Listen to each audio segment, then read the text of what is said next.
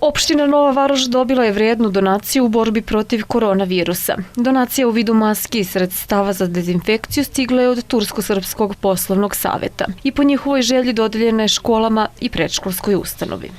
Pre par dana na poziv Tursko-srpskog poslovnog saveta opština Nova Varoš je preuzela vrijednu donaciju u borbi protiv COVID-19 u Novom Pazaru. Radi se o 150.000 hiruških maski i negde oko 250 litara dezinfekcionog sredstva za ruke, koje će po želji donatora biti podeljeno svim osnovnim, srednjim školama kao i predškolskoj ustanovi kao preventiva, zaštita naših najmlađih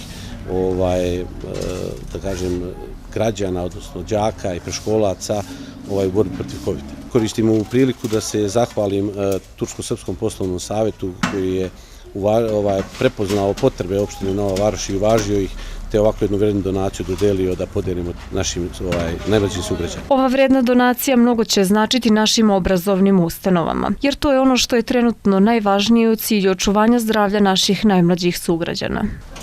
Pre svega ja želim da se zahvalim Tursko-srpskom poslovnom savetu na ovoj donaciji. Što se tiče pomoći maski i sredstva za dezinfekciju, a nama će značiti u smislu da ćemo imati uvijek na raspolaganju maske za učenike i zaposlene, pre svega za učenike zato što se dešavalo da učenici zaborave masku, ne ponesu i tako dalje.